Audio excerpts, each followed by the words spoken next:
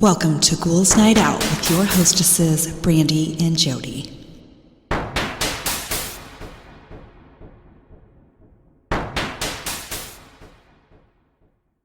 Hello, beautiful ghouls. Welcome. This is Brandy. I'm here with my sister, Jody. Hello. So I have the trick question for the week. Yeah. You walk into a room that contains a match, a kerosene lamp, a candle, and a fireplace. What would you light first? Say it again. You walk into a room that contains a match, a kerosene lamp, a candle, and a fireplace. What would you light first? The match. The match. Woohoo! Okay, and I have a few snarky life hacks. Okay. It says, don't ask a girl where she wants to eat. Tell her to guess where you're taking her to eat, then take her to her first guess. Then someone commented, he's cracked a code we didn't even know we had. Two buddies are up late smoking a little weed. The first guy says, what time is it? To which the second guy says, I'm not sure. Here, give me that trombone. The first guy asks, how the hell are you going to tell the time with a trombone? It's magic, replies his friend, and as he says that, he lets out a long, low belt on the trombone. He stops and waits, seemingly expecting something. Suddenly, a loud voice calls out from the room above, who the fuck is playing a trombone at 3 a.m.?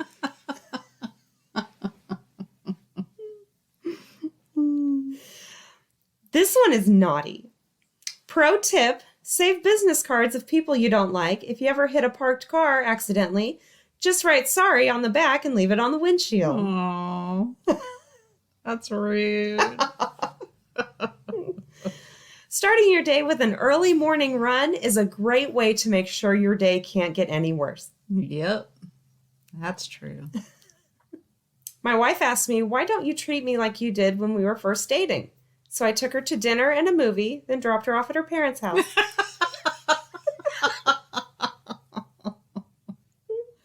Asshole.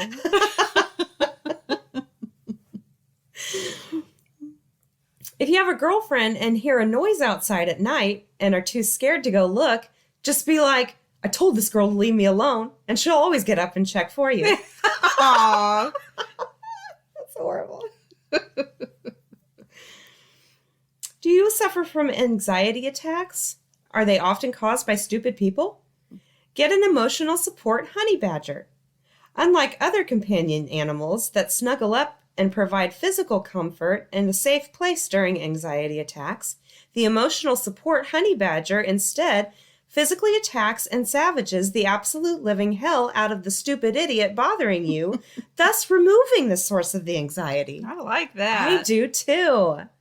Perfect. If you get bitten by a shark, bite it back. You'll probably die, but the shark will be like, LOL, what?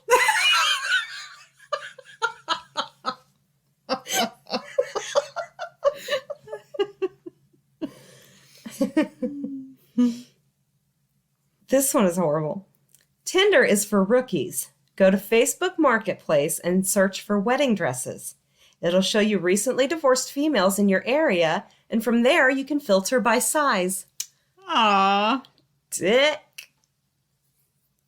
I got out of high school twice in 4 years by going to the dean's office, pulling aside an assistant, and telling her that I farted and shit my pants a little. Perfect excuse to get out of the second half of the day. Nobody's ever going to check. No. I don't know if anyone else gets anxious about phone calls, but a little tip I've learned is if there's a phone call that you don't want to make, before I start dialing the number, I carefully hold the phone out in my hand and toss it gently into a lake. I hope this advice helps you.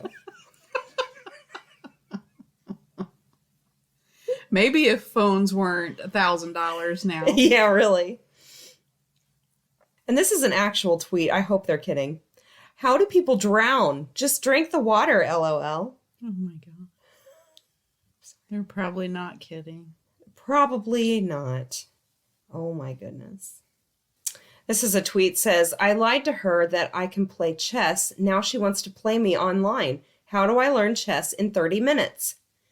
Some guy commented, make her use white, open another chess app as white, play her moves, and reply with whatever the computer plays. In college, we named our intramural softball team No Game Scheduled because if the other team didn't show up, they lost their league deposit and forfeited.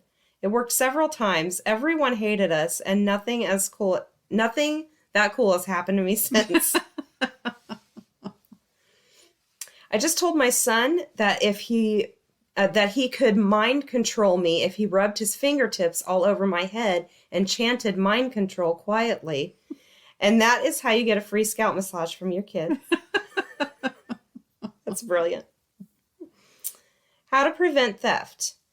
1, lock your car. 2, take your keys. 3, hide your belongings. 4, fill a decoy purse with 1,000 angry poisonous bees. I gotta start eating soup around people. People can't ask for a piece of soup.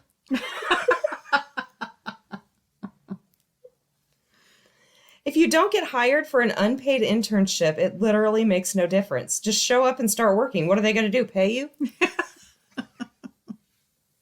My favorite life hack is to put movies I want to watch on my to-do list. So when I'm just sitting around watching movies, I'm technically getting stuff done. Oh my gosh. This is a dating hack. Delete a letter of his name from your contacts every time he makes you upset. When his name's gone, he's gone.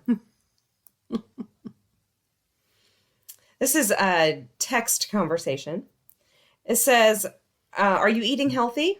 They put, yes. Today I made aged organic milk tossed over seasoned tomato puree spread on whole wheat. Wow, let me see. And it's a picture of a piece of pizza. You're like, what the fuck? This one says, cute date idea. Go donate blood together and save 6 lives collectively. Then go buy a 6-pack of wine coolers to share and get absolutely blacked out drunk for $8 due to the disproportionate blood to alcohol level. Cheap. Hey. They work. This is a question asked. Says, hi. Could I ask how exactly does one accidentally set a lemon on fire? Someone commented, microwave for 40 minutes. Then they said, why were you microwaving a lemon? I read boiling lemons helps cover up bad smells. I wanted to cover up the scent of burnt oranges, but I didn't own any pots. Did you burn an orange too? How? They put microwave for 40 minutes. Says, if you're feeling depressed, try drinking some coffee so you can have anxiety instead. I don't get anxiety when I drink coffee. I don't think they're really coffee drinkers. And this is my last one. My male friend told me he'd rather go for a girl in a relationship because he'd be up against only one other guy. But if she was single, he'd be up against like 20. That's stupid. I know. All right. Those are mine for the beginning. All right. I did 12 true stories from history that are truly horrifying. Ooh, okay. Okay, the first one is the imprisonment of Elizabeth Fritzel in 1984. When Joseph Fritzel asked his daughter, Elizabeth, to help him with the door to the cellar in their family home, she had no idea she was sealing her fate within its confines. At the time, Elizabeth was 18 years old, and for the next 24 years was held captive in that cellar by her father. At first, she was chained to metal posts. Her father reportedly removed the chain a few months later because, according to an indictment, it was hindering his sexual activity with his daughter. During her captivity, Elizabeth was left alone in total darkness for multiple days and threatened with electric shocks and poison if she tried to escape. The same threats were made to the children once they began arriving. Oh my God. In 2008, it came to light that Fritzel committed incest and produced 7 children with his daughter. It was only after one of those children needed medical attention and was taken to the hospital that the horrors Elizabeth had faced were revealed. Fritzel was arrested and later pleaded guilty to rape, incest, and imprisonment. He was also accused of homicide after authorities learned one of the children he'd fathered by Elizabeth had died. Fritzel ultimately pleaded guilty to that charge too, commenting, "I don't know why I didn't help. I hoped that he would pull through." What a piece of shit. Seriously, it's awful. The murder of Junco Faruta, 1988 to 1989. In November 1988, teenager Junco Faruta, and I don't know if I'm saying that right at all, was abducted, raped, and murdered by a group of boys in Masato, Japan.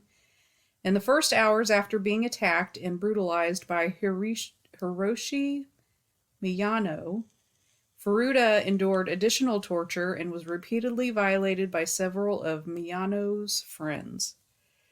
Miyano, Shinji, Minato, Joe Agura, and Yasushi Watanabe repeatedly sodomized and beat Faruta, later killing her, setting her on fire, and putting her body into an oil drum. Faruta's remains were discovered in early 1989. All 4 youths connected to the crime against Faruta were teenagers themselves at the time, but were tried as adults in the aftermath of their arrest. Despite this, none of the offenders received more than 20 years in prison. Miyano, who received the longest sentence, was released from prison in 1999. Holy shit, that's horrible. What is wrong with people? Seriously. The hanging of Timothy Evans in 1950. Timothy Evans was hanged for killing his wife, Beryl, and daughter, Geraldine, in 1950. He was, however, innocent of those crimes, which wouldn't be proven for more than a decade. Mm-hmm. When Beryl and 14-month-old Geraldine were slain, police focused their entire investigation on Evans, who actually confessed to the crime. He was a nervous man who was known to drink, and the authorities posited he'd done away his pregnant wife and their child over money. The crime actually took place at the hands of John Christie, a World War I veteran, who testified against Evans at his trial. Oh my God. This didn't come to light until 1966, when it was discovered that Christie was a serial killer. The Evans family lived in the same building as Christie, and in 1949 he may have been approached by Beryl for an abortion. It's possible that after Beryl died during the procedure, Christie killed young Geraldine as well.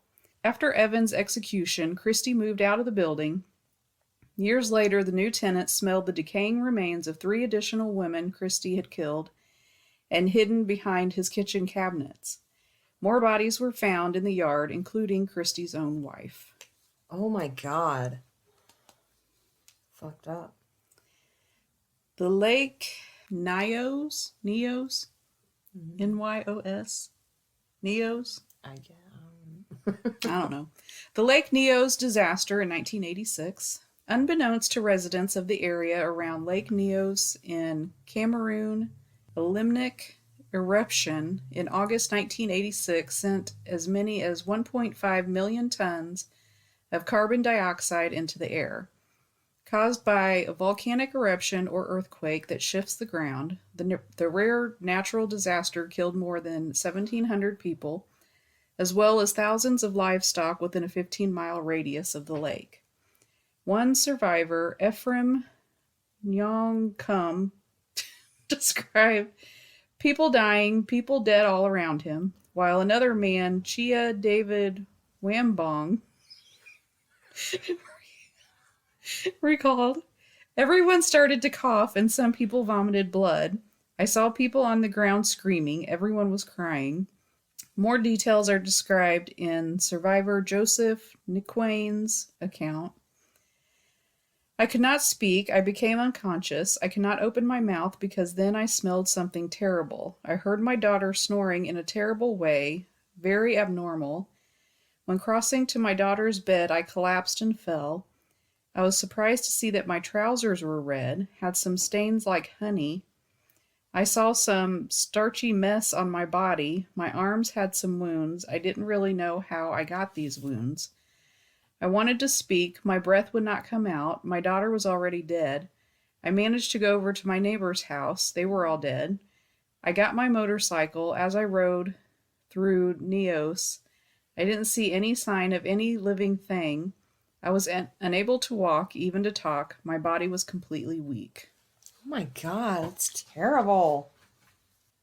Oh my gosh, what is up with these names? The life and death of Mohammed Misfui, 1906. Hajj Muhammad Misfui was a serial killer who in 1906 was charged with the deaths of 36 women. The cobbler and public letter writer, he wrote missives for people who were illiterate, had an accomplice, a woman named either Anna or Rahali. Together they drugged and killed their victims and buried their remains under the near Misfui's workshop. Once their crimes were discovered, Anna was reportedly tortured to death, while Misfui was sentenced to death by crucifixion. Later, his sentence was changed to immurement, or being walled in alive. Before that, he underwent daily torture. Whipped with switches of thorny acacia, stripped to the waist, and while two assistants held the victim's arms outstretched, the city executioner laid on the spike rods. 10 strokes were given each day, and each stroke drew blood. After each flogging, the cobbler's back was toughened and anointed with vinegar and oil. The daily whippings went on, and when it was seen that Misfui was falling into exhaustion, it was decided to carry out the supreme sentence. He was chained to the recess of a wall where the public threw animal waste at him. Masons then put down stones up to Misfui's head as he was given water and bread and then entombed. For days, crowds listened to him scream, even yelling back at him at times. After he finally succumbed, it was said people were disappointed that he met his end so soon. Crazy. The Attack of the Dead Men, 1915. The so-called Attack of the Dead Men refers to events that took place during the battle at Oswiec's Tower, Oswiec Fortress. I don't know what that is. On August 6, 1915, German forces hurled 2 prison gases, bromine and chlorine, at their Russian counterparts. Both gases irritate the respiratory system, and when mixed, they form a toxic acid. The Russian troops did not have protective gas masks and resorted to cloths to cover their faces. This did little to stop the men from coughing up blood as the grass turned black all around them. Russian soldiers did not immediately surrender. They would later in August, but rather embraced anger and fury as they headed toward their prisoners, the Germans. All the German forces saw were Russian men with acid-burned faces covered in blood charging at them. According to an eyewitness, the men advanced with the sole purpose of crushing the Germans in what has also been described as the Attack of the Corpses. The Hinterkafic Murders, 1922. The Hinterkafic Murders involved the unexplained deaths of 6 men and women at a Bavarian farm in 1922. Andreas Gruber, his wife Kazilia, and their daughter Victoria Gabriel were slain alongside Victoria's 2 children, Kazilia and Joseph, as well as the family's maid Maria Baumgartner. After the younger Kazilia, age 7, didn't show up to school in April 1922, and the entire family missed church soon after, neighbors became somewhat concerned as to their whereabouts. Andreas, disliked by most people who knew him, was found dead in the barn, along with the bodies of his wife, daughter, and granddaughter. The bodies of the maid and 2-year-old Joseph were discovered in their home. An investigation into the mysterious murders led authorities to several suspects. Everyone from a local robber who'd escaped a mental hospital to the family's closest neighbor. The case remains unsolved. That's a crazy story. The Moorgate Tube Crash, 1975. 43 people lost their lives in the deadliest accident to ever take place on the London Underground. On the morning of February 28, 1975, a train carrying 300 passengers approached Moorgate Station, but didn't slow down. Oh my God. It was traveling between 30 and 40 miles per hour with Leslie Newson at the controls. At 8:46 a.m., the 6-car train slammed into the overrun tunnel, a dead end. An investigation later revealed that the brakes had not been applied and Newson in the front of the train made no move to stop the collision. The first 2 cars and most of the third were crushed upon impact. The station went black, as described by survivor Javier Gonzalez.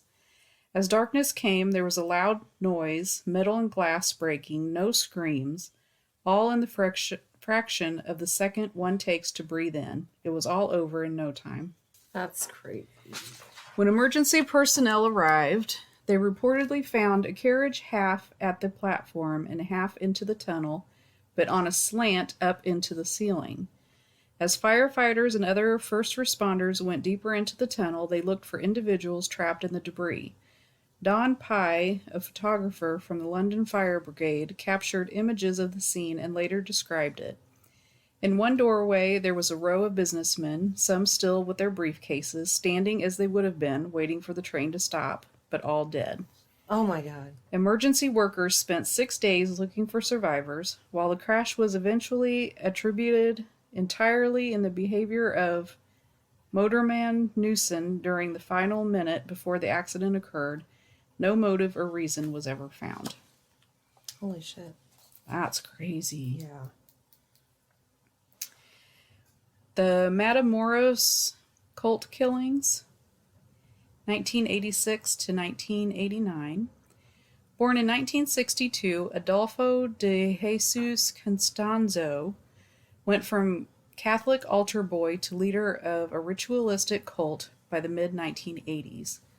Based at a remote ranch in Mexico, Constanzo and his followers performed ritual sacrifices to bring good luck to associates like drug dealers and corrupt public officials. He and his minions also stole body parts for their ceremonial sacrifices, but soon escalated to killing humans instead. It's believed that between 20 and 100 men and women lost their lives before cult members abducted Mark Kilroy in Matamoros, Mexico, which borders the Rio Grande, in 1989. Kilroy was an American student whose disappearance and ultimate demise led to Costanzo's downfall. After authorities in the U.S. and Mexico tied Costanzo to the crime, they raided his ranch and discovered the remains of 15 mutilated bodies, one of whom was Kilroy. They also found drugs, what appears to be a satanic temple, pornography, and a torture chamber. For his part, Costanzo passed in May 1989. He had one of his followers kill him to avoid having to face the police. So he's a coward, too. Yes. Nice. The disappearance of Bobby Dunbar in 1912. While on a fishing trip with his parents and brother in August 1912, 4-year-old Bobby Dunbar vanished. Percy and Leslie Dunbar lived in Louisiana with their children, and in the immediate days following their son's disappearance, alerted authorities, but a search revealed very little. A reward was offered, but it wasn't until about 8 months later that someone saw a boy resembling young Bobby in Mississippi. The man who had the boy in his care, William Cantwell Walters, was arrested. Bobby's parents were reunited with the child, but they weren't sure if it was him. The would-be Bobby didn't seem sure of Percy and Leslie either. Ultimately, Bobby was taken home by the Dunbars, met by a grand parade and countless well-wishers upon their return to Opelousas, Louisiana. For his part, Walters identified the boy as Bruce Anderson, his illegitimate nephew. The boy's mother, Julia, confirmed it was, in fact, her son. Walters was put on trial for kidnapping as the media speculated about whether or not the young boy was Bobby or Bruce. Walters was convicted of his crime and spent 2 years in jail, while Bobby was raised by the Dunbars. In 2004, relatives of Julia Anderson and the would-be Bobby Dunbar took DNA tests to finally solve the mystery. The results revealed that Bobby was, in fact, Bruce. It's still not known what happened to the real Bobby Dunbar. That's so weird. It's crazy. The King of Clipperton Island, 1917. Named for John Clipperton, an English pirate from the 18th century, Clipperton Island is located off the coast of Mexico. Once home to a large guano mining operation controlled by Britain and Mexico, the island is now under the authority of France. During the early 20th century, Clipperton Island had a very small population of mostly women and children. The last male resident, lighthouse keeper Victoriano Alvarez, decided to appoint himself king of the island and began enslaving, raping, and killing the other inhabitants. What? He took the live 5 women. When he attacked a 6th, she killed him. In some tellings, the woman lured Alvarez to his demise. In 1917, a ship from the U.S. landed on the island and rescued the remaining 10 inhabitants. 7 by some accounts, children, and 4, possibly 3 women. I'm just going to make myself king. How'd that work out for you? Fucker. The Franklin Expedition, 1845 to 1848. When Captain John Franklin set out from England with his 2 ships, HMS Erebus and HMS Terror, he had a complement of more than 125 men. The group was tasked with exploring the Canadian Arctic and unknown aspects of the Northwest Passage. Franklin, his skilled mariners, and his ice-strength ships were reportedly seen near the entrance of the Northwest Passage about 2 months after their departure in May 1845. They were never seen again. Based on what was discovered 3 years later by rescue ships, it appears as though the expedition became trapped in ice. Graves and notes left behind by men who abandoned the ships and set out into Nunavut, dating from 1847 and 1848, provide details about their fate. Franklin was said to have perished on June 11, 1847, after 9 officers and 15 men had already lost their lives. It wasn't until 2014 that the Erebus was located. The Terror was found 2 years later. The discovery of both ships didn't solve the mystery as to what went wrong in the 1840s because the ships were found some 45 miles apart. And that's it. All right. So we got another listener email. Woohoo! This is actually from, we read her email a couple of weeks ago, and she didn't sign it. We weren't sure about saying her name, which she's fine. She wrote us back. So this is from Sharon. Hi, Sharon. It says, "Hi, ladies. First, thank you so much for reading my last email. So fun listening to you two read it. Also, sorry for no signature. I was composing my email at work, and of course, that's the second everyone needs something." Okay, so it says, "I have a few spooky things to share with pictures, so I will post these on Facebook on Tuesday." It says, "You'll see 2 sets, before and creepy. Both sets of pictures were taken seconds apart. The first set harkens back to an episode of yours, Helltown Trash documentary on Travel Channel." Fuck that mockumentary. That's right. "I live about 20 minutes from there. It's a beautiful little town. Yes, some shady shit went on there back in the day. The parts of the documentary that are fake are anything to do with the 2 dweebs. The rest is pretty spot on. I go hiking down the road they were talking about all the time. Nothing too spooky. I do, however, believe there to be protective spirits in the cemetery there. Before the town was a town, the settlers moved the Native American dead from the land and used it as their own. To me, it looks like they may have just laid a few feet of dirt on top of the existing native one. This is supposed to be the reason for the protective spirits.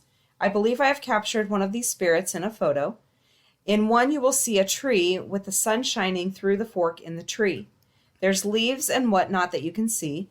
In the next, it's all dark, and to me, it clearly looks like a woman standing on the other side of the tree, sort of leaning through the fork, arm wrapped around the right side. You can see her long hair in the photo as well. Seems as though she was just watching us, making sure we were not up to anything nefarious. Second set, we were at the Licking County Jail in Ohio, taking a ghost tour. Just us, the guide, and one other couple. The tour is in the dark, just a flashlight. During this tour, I experienced more crazy stuff than anywhere else. I saw a full-on sheriff in the living quarters. He walked past me and brushed my shoulder as he did. Crazy. I felt something play with my hair. In one cell, I got dizzy, nauseous, and overall felt really ill. Found out after that this is the cell someone tried to kill themselves by lighting themselves on fire and hitting themselves in the head. I have to believe I felt what he did.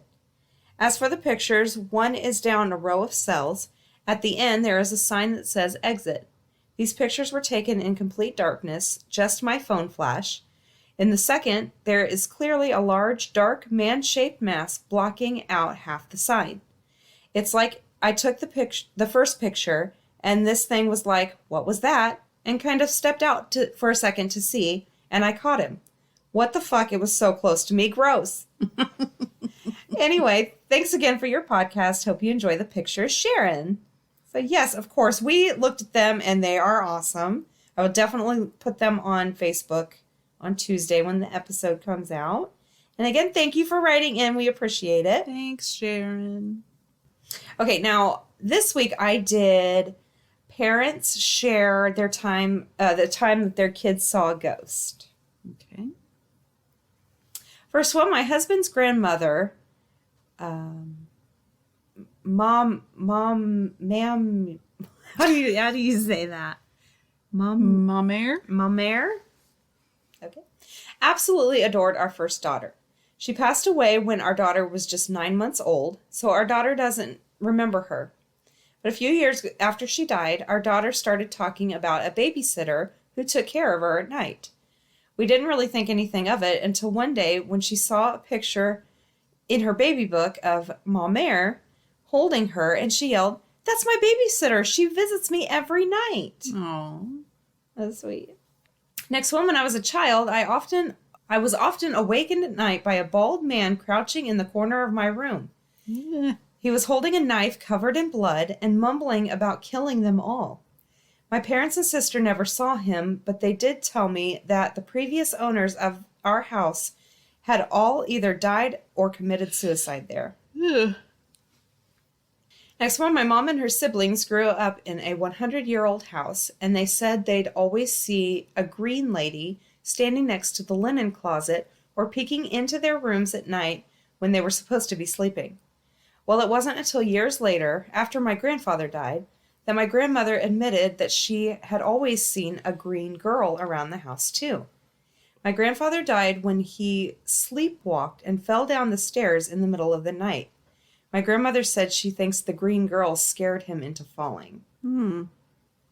That's crazy.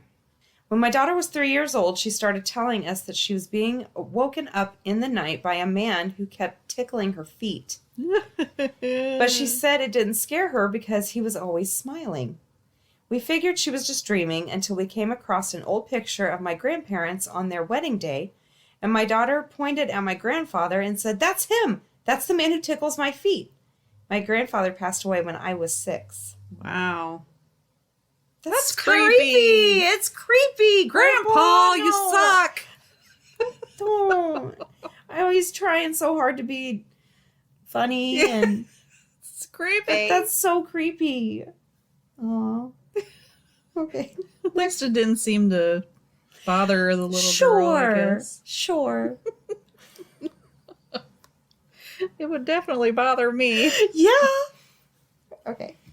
I was babysitting my friend's toddler who was playing in her room and talking to herself while I made dinner.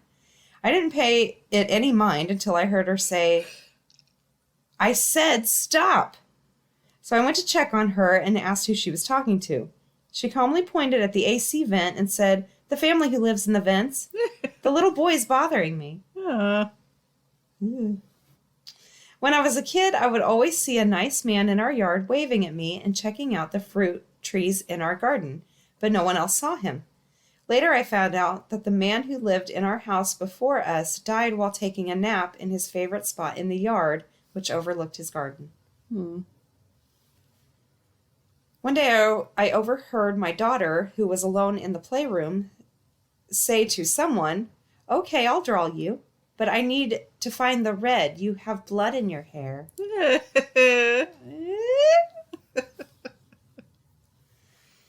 My grandmother passed away when my mom was 17, and my mom told me that once when I was 2 or 3, I kept talking to an empty seat next to my car seat in the car. When my mom asked me who I was talking to, I called her by her first name and said, "Granny loves you." My mom started crying, and I didn't know why. Aww. When I was about 5, I would always run down the hall into my parents' bed, terrified of the man talking to me from under my bed. I never saw him, but I would hear him saying things, and somehow I knew he was wearing a raincoat and holding a lantern of some type. Well, when we moved out of my house, my dad was packing up my framed photos, and I saw one of his dad, who had passed away before I was born, from his time in the Navy. I told him, "That's the man that talks to me from under my bed," and I've never seen my dad so nervous. Another creepy grandpa. I know. What the fuck? It says, apparently in the Navy, my grandfather often worked wearing rain gear and carrying lanterns for when it was dark on the... We live in a home in which a 103-year-old man died, and my 3-year-old daughter is constantly talking into the mirrors around the house. When I asked who she's talking to, she always answers, "The neighbor." That's so creepy. When my daughter was about 18 months old, we moved into an apartment building that was almost 100 years old.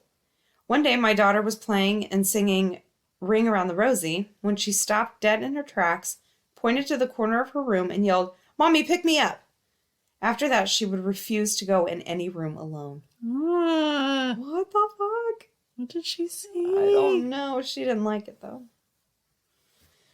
Next one, when my son was a toddler, he had a rocking chair in his bedroom and was really afraid of it.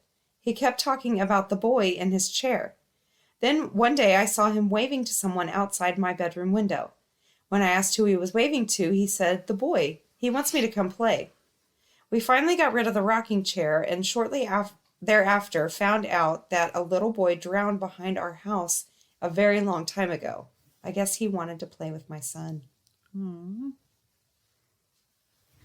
Next one, once my son asked me, "Who's that at the window?" We were on the second floor. When my sister was 4 years old, she was babysat by a family friend who lost her husband, Paul, suddenly before my sister was born. My sister had never heard about him before, but one day our babysitter heard my sister laughing and playing alone in the basement playroom. She called out to my sister and asked who she was talking to. My sister came upstairs and said, "Paul was downstairs. He says hi and that he's okay." Oh my God, I would lose my mind. Yeah. When I was a kid, I used to play for hours with someone I thought was an imaginary friend only I could see. One day, my mom asked who I was talking to, and I told her my brother. She turned white and left the room. When I said the same thing to my dad, he got really mad and sternly told me to never do that again. And I never saw my brother again after that. Fast forward 10 years later, when I was snooping through a family Bible, I found an entry showing that I did indeed have a brother. He died a year before I was born.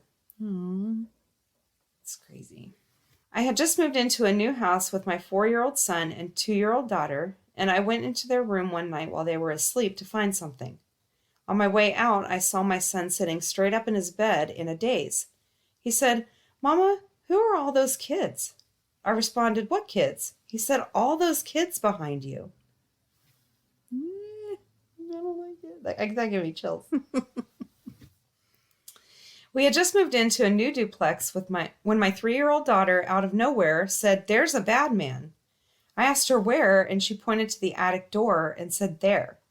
We lived there for 2 years, and I'm still convinced it was haunted. Once my little sister told me there was a monster in her room, so I checked under her bed and assured her that it was safe. Then she pointed to a blank spot on the wall and said, "Then why is there a man in the wall looking at us?" And to make matters worse, our unusually very calm dogs suddenly started barking and growling at that very spot and continued to do so every time he went in her room after that. I didn't sleep for weeks. We were house hunting, and we toured a house with a big backyard with a detached garage. After we left, I asked my son what he thought of the house.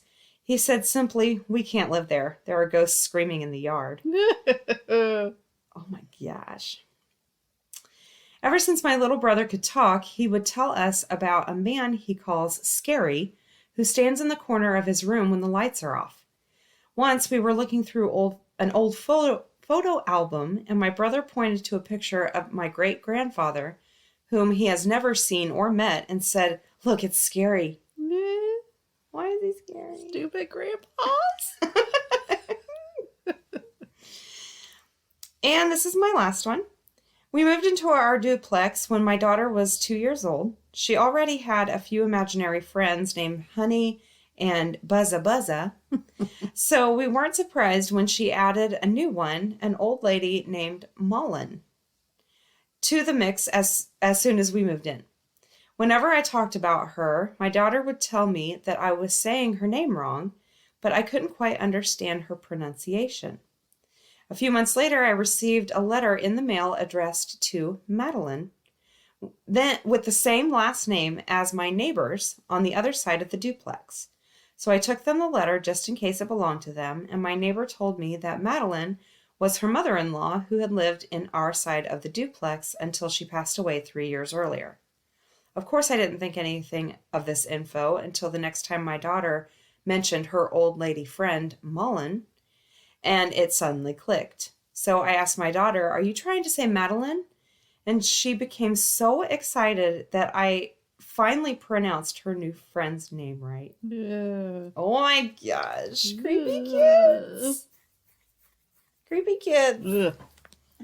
Creepy kids. Creepy grandpas. Grandpas, yeah. I don't think they're trying to be creepy. No, but they are. They are. Yeah, tickling feet? No. This is not a tickling podcast. This is not a tickling podcast.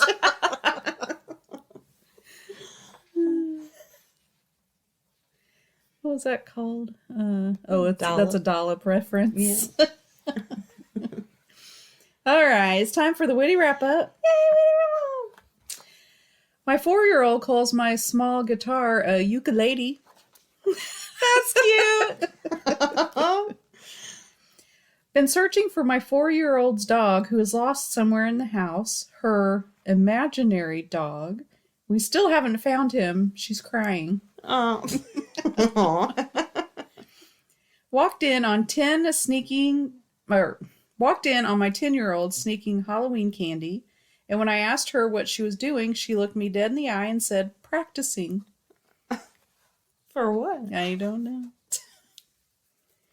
My 12-year-old is into scary movies, but complained they aren't scary enough, so we just watched The Descent, and wow, you don't always know when you fuck up as a parent, but this was a big one. Oh, that's funny. Me, go to bed. 5-year-old, I have to do one thing first. Me, what? 5-year-old, stay awake forever. Oh my gosh, it's brilliant. After my son asked my daughter to play Dragon Ninjas, I walked over and got the box of Band-Aids without a second thought. 6-year-old, my tummy hurts. Me, must be the bag of cookies you ate. 6-year-old, it's the other one, not my cookie tummy. Oh my gosh. Not my cookie tummy. That's hilarious.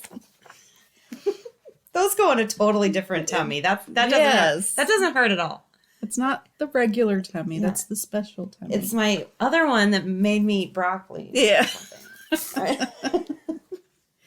I'm not saying my husband and I are scared of our teen daughter, but we just rock, paper, scissors to see who has to wake her up. My son would like you to know that he was not sleeping during the movie. He was just listening. Yeah. He's going to say that for the rest of his life. Yeah. My 4-year-old had a meltdown this morning because she wants to move to California. We live in California. Oh my gosh. My 5-year-old asked if she could have a brownie, and I started to say no because it was too close to dinner, and she said, "Please, Your Highness." Oh. So I asked her where that came from, and she said matter-of-factly, "'Cause you're my queen." So anyway, she's now having brownies for dinner. I love that one. I know. Because you're my queen. Oh, you can have that. You can have all the brownies you want. You want some for breakfast too? Oh, I get it. You think you're better than me because your kid has both shoes on. Whatever. Coaching smart 9-year-old girls is cool. You can tell them to hold your bat like a sword or don't have spaghetti arms. And you know they're listening because they ask you, why are you using so many metaphors? 9-year-old. If by sex party you mean my wife and I getting freaky in the living room while a bin full of our kids' stuffed animals creepily watch, then yes, I've been to a sex party. You know you're a mom if you only use your iron for craft projects. That's funny. There's an urban legend going around that one time a kid went on a 20-minute car ride without a tablet or fidget toys. What? Just when I thought my 4-year-old was saying cock instead of chocolate was bad enough, he's now starting to say cocklick instead. Oh, cocklick. That's close. My daughter found out that she can type 36.2 words per minute when texting, which is odd because she always answers my texts with K. My last one, 5-year-old. I made a mess, so I'm going to clean it up. Me waits for Twilight Zone music to start. Yeah. That's all I got. All right. Thank you guys so much for listening. Send in your stories. We need them. ghouls.nightoutpodcast@gmail.com. You can look us up on Facebook, request to join the group, rate, review, and subscribe wherever you listen. And we will talk to you next week. Later. Bye.